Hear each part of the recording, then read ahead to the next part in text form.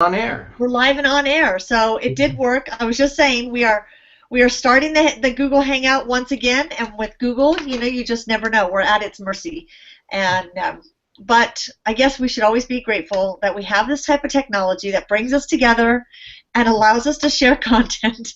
And like you mentioned a little bit ago, Clark, we get our money's worth, don't we? So, yep, every once in a while there's hiccups, but I mean it's pretty amazing for us to be chatting face to face across many states and right. for free. So that's pretty cool. I know. So we can't complain too harshly when little glitches happen and things don't go the way we think they should. But we're going to get started because we have a lot to cover. And Clark, I've known you. I'm trying to think of how many years I've known you, just in the L&D kind of arena, mostly online, and then we met at conferences. But how long have you been in the learning environment? How long have you been in this space? Learning and technology I've been in for over 35 years. Wow. So since the I was dawn of child prodigy. No, yeah. I saw the connection between computers and learning as an undergraduate, and I ended up designing my own major, and it's been my career ever since, and my passion and what I love. So, which is ironic with the topic that we're going to talk about today, because you have been in this learning and development space for so long, and you wrote a book called The Learning and Development Revolution, and you're really on this mission to help change the way organizations do learning. Is that right? Well, indeed, it is, because my first job out of college was designing and programming educational computer games, and I realized that we didn't understand enough about how we think and learn to design them well. So I went back to get a PhD in what was effectively applied cognitive science. And since then, I've been geeky about how do we learn. That's my passion, and how can we then leverage technology. I'm a boy, I like toys, I like shiny objects, and so I've always been looking at how do we meld these together. And for a long story, I came sort of out of the academic world into the corporate world thinking, oh, we have the resources to do it well. And I looked at what they're doing and I go, oh, okay. And this was over a decade ago. And nothing's really changed. That is interesting, Clark, because first of all, I think that's what drew us together years ago when we first met, is just the love of shiny objects and technology and kind of diving in and exploring different ways to use tools for learning. And I always say we're in this kind of digital disruption phase where businesses are really struggling with trying to figure out how do we survive in this new digital world, and what does it mean to us, and how does it apply to us. Why do you think, because I'm always thinking the learning environment is on the forefront, typically, you would think that, but why do you think that is not the case? Because it's also not the case outside of technology. So you look at corporate learning, the training events, by and large, they are based upon an industrial model going back to, when we turned schools into factories to produce workers for factories. Right. And we didn't really care about success. We were happy to filter through the ones that would, could learn in that way and succeed despite schooling. And we really haven't gotten rid of that. The corporate executives go, well, I went to school, I know what learning should look like, and L&D folks go, well, this is cost effective, and nobody's measuring whether it's actually effective. They're seeing that it's efficient, but nobody's measuring whether there's any effectiveness. And so I think it's easy to delude ourselves that what we're doing is what we've always done without noticing that it's worthless. Yeah, which the sad thing is, like you said, for over 10 years, I feel like we've been talking the same talk, singing the same song.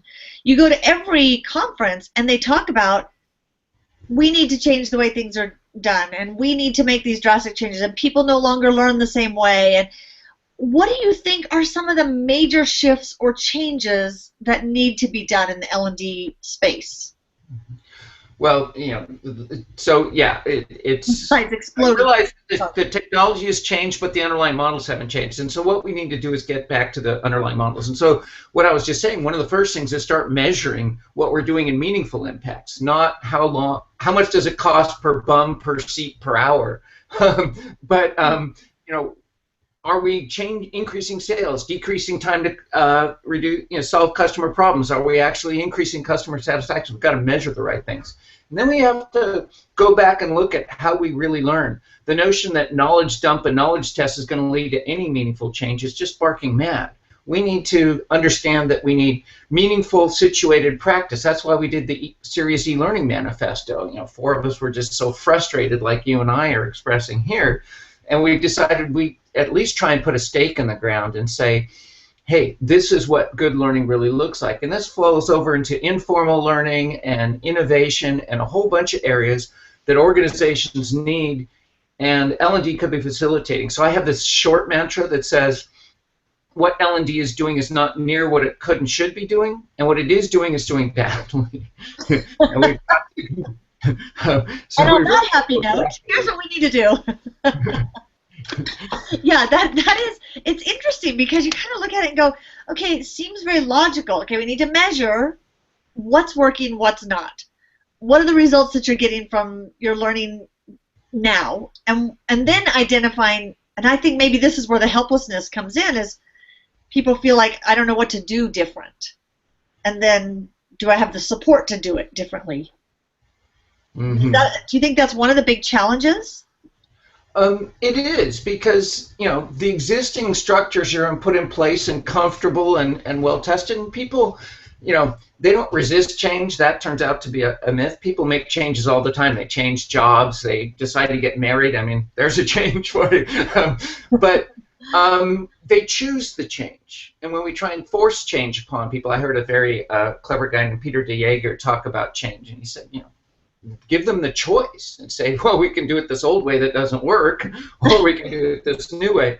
But it's there's a lot of factors, and the tools are aligned to doing this old stuff. The market has come to serve it and has a vested interest in self-perpetuation rather than have to invest money to support change as well. A lot of factors mitigating against the change we need. So we need to, that's why I'm a little bit almost strident in the book. People have accused me of, said either thank you for not, pulling any punches, or you're pretty much in their face, aren't you?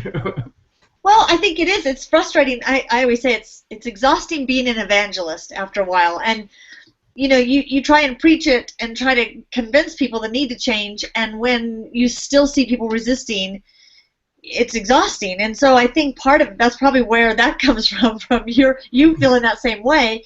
But I look at it, I'm trying to understand, like, okay, why, if you're in this L&D space, where is this coming from, this resistance? And then I thought, okay, the reality is it's easy to come to work and keep doing things the same way because you still get paid to do it. And if people aren't measuring the results, they check it off the list. They went through training, check, so then you say, okay, how do you convince people that we need to do it different? And there's going to be work involved, and yes, there's going to be costs involved. So I could see the reality of why it's easy to do things the way we've been doing it for 20 years.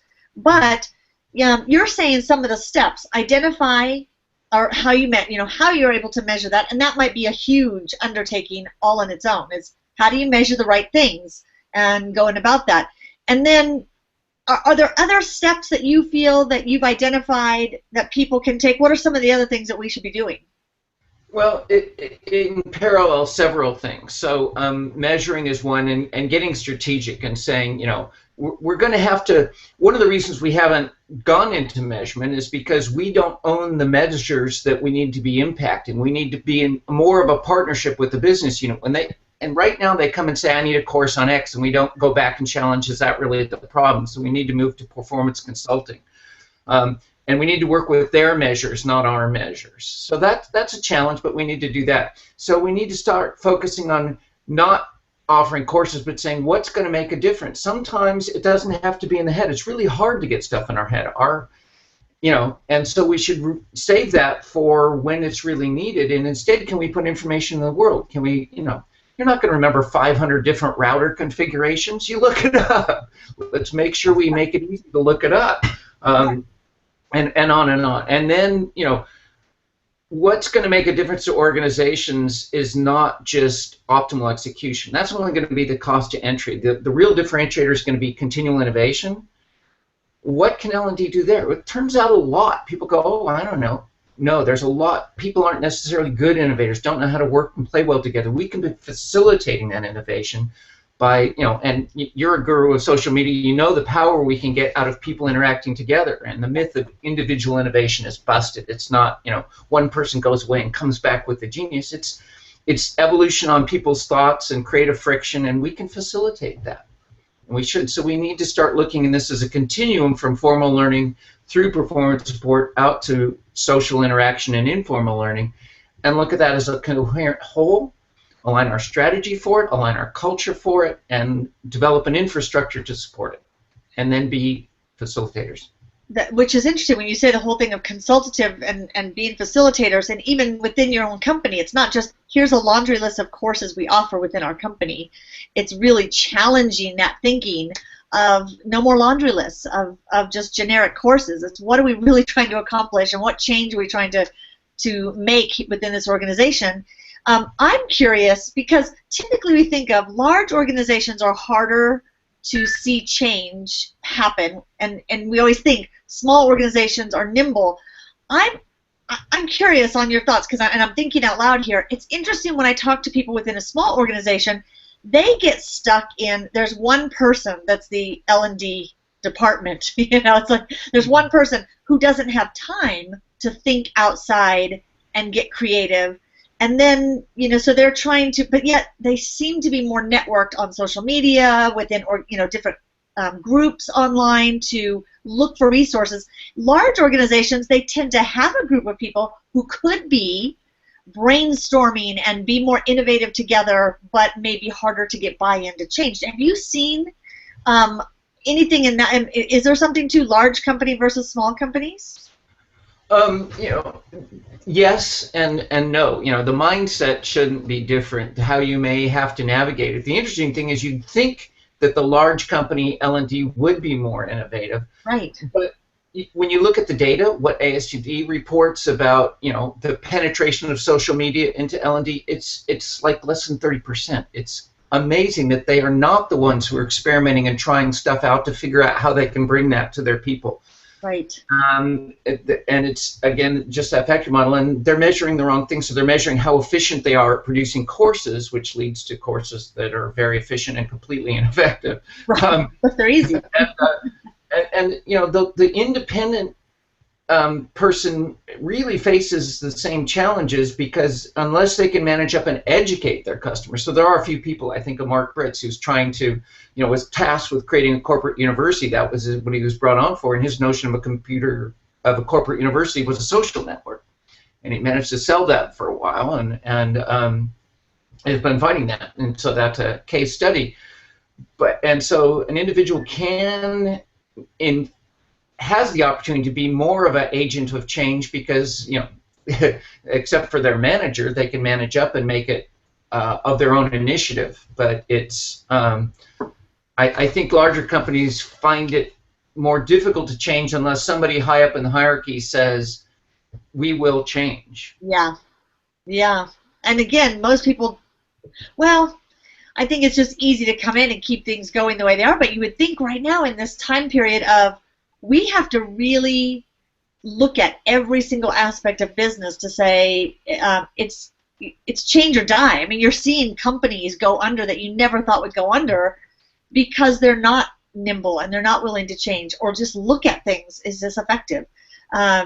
So if I'm someone in this, and I'm listening, whether I work for an organization, a large team, or whether I work alone and struggle with this, if I'm listening to this hangout, Clark, number one, I should get your book, which by the way, we're going to be giving away. iSpring is going to be giving away one of the books, which a lot of people say, wait, Gina, do you work for iSpring? We actually do the marketing for iSpring, and I love this space, and so and because I know you and I'm fascinated by your topics, I got to do this hangout today. But yeah, so that's kind of the tie-in with why I'm at iSpring doing this, and iSpring, of course, is hosting this leadership series that we've been doing. But we're going to be giving away one of the books, and we're going to have people share some ideas. We're going to get innovative together, so look for that. We're going to be posting, starting today, questions and getting people to share. So we're going to be giving away one of your books.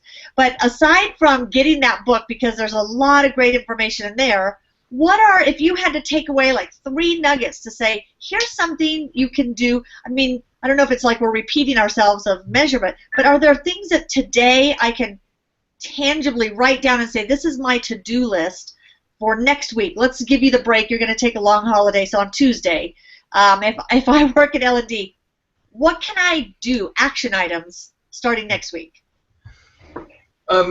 So there's several connected things, and the difficulty is there's something in each area. So there's more than just a couple things. So get your pens ready. I guess your couple things could be look at each area and figure out which one you're going to address first. The path forward for any one organization isn't going to be the same as any one other organization. It depends on where they are already at. Some have some social networks.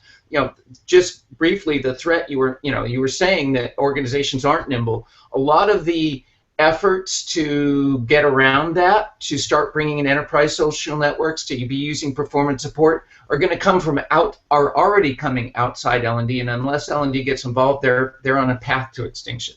So what do you do?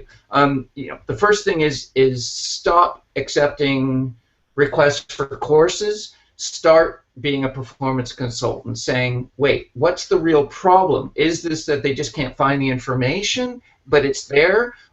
Does it really have to be in the head? And resist that, And the second thing is could it be coming from the network, our internal network? If somebody has the answer, we shouldn't be trying to do it all. So a minimalist mindset. I have this mantra I call the least assistance principle. What's the least I can do for you is not a rude answer. You're right, though. People don't want everything. They just want enough to get back to the task if you set the right culture.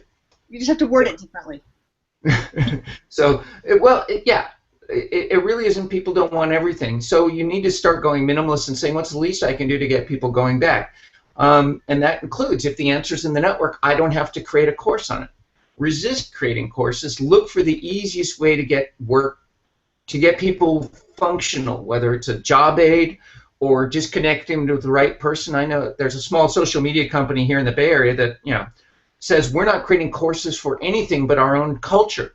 Everything else, there's a book for, you have a problem with X, there's the book you should read on it. You want to know about this, here, go watch this video. We're not creating it. That's a great point. There's so much out there already that most people think, oh, we need to create our own project management course. We need to create our own time management course. And it's already out there. So focus on something that's more cool. A colleague just resisted a client who wanted them to create an ergonomics course. It's like, they exist. You don't need to create yet your own. There's nothing unique about your company. Your chair is the same as theirs. Right. So we're doing too much because that's what we know how to do, instead of being willing to stretch our boundaries. And yet, being learning folks, we should be continually learning. Anyways, so getting the culture, getting the strategy, and beginning to measure are probably the 3 biggest things you should be looking at. And I realize culture change is hard and at L&D, but really the elements that lead to the most effective organizations are cultural, and they're about creating a learning organization where people are sharing. It's safe to share, where you can diversity isn't just tolerated, it's valued, where you definitely want to look at new ideas, where you can experiment and fail, and that's okay as long, I heard this lovely story. I always love to tell the story. Small company rang a bell, not when the mistake was made, but when the lesson was learned. Oh. And sharing the lesson means nobody else has to make the same mistake, but it was okay to make mistakes because you could learn from it. Just never make the same mistake again, right? But by sharing it, by ringing the bell, by celebrating the lesson, you were sharing it, and it was less likely somebody else would make the same one. And that's love that. That's a great story. Yeah. Is yeah, and I don't know how you start that within a culture if it's not started from the top. I mean, it has to be. You have to encourage it. You have to celebrate it. You do have to reward that innovative thinking, that going out and trying something different. And I just think that's a hard thing because usually, again, we know that we should do that from the bottom. I mean, we kind of we sense that we should do that, but unless it's starting from the top and really enforced and celebrated, it's a hard one to move. Well, yeah, L&D should be doing it internally, just walking the walk. Right. But absolutely, at the end of the day, the leadership needs to not just be paying lip service to it, but doing it themselves. They need to start, blogging and tweeting and sharing their thinking, even just internally. But by sharing thinking is such a powerful thing. Jane Bozarth's new book, Show Your Work, is just so apt. Harold Jarkey's been talking about it. It is working out loud, and work and learning are merging. And if the leadership makes it safe to fail by modeling it, you really are going to have a powerful impetus to change. Yeah, which is great. And the whole concept of starting the sharing and the social learning together within an organization, do you have any suggestions on ways that companies who are not doing any of that can start? I mean, blogging I think of as a natural one. Seems like that's right. Well, absolutely. I think one of the first steps is putting an enterprise social network in there. And one of the lessons is you put it in and nobody shares, you've got a clue that your culture is in, right? Right. That's a message you can carry forward. So then figuring out how to make it work rather than abandoning it is critical. And so you're going to have to manage up and get the buy-in. When you sell the notion of we're going to put in this enterprise social network, you got to sell the values that go with it.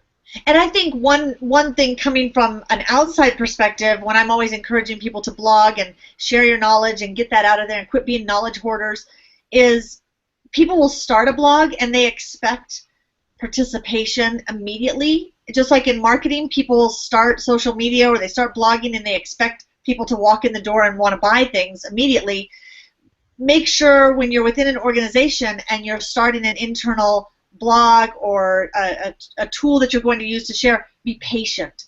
Because I always tell people, start, be consistent, but also be patient, because it's going to take a while for people to start seeing, oh, there's some valuable information here, or maybe you're asking people if they can participate and you're getting, it's like pulling teeth to get them to do that, but be patient and keep being consistent, and I think it'll pay off. Well, indeed. Mark Ehlert talks about, paving the deer paths. They put in a building, and you'll put in these fancy sidewalks and grass elsewhere, and you'll see dirt paths through the grass because that's where the people actually walk. And if you waited to build the sidewalk till you saw where they walked, you'd find out where you should pave.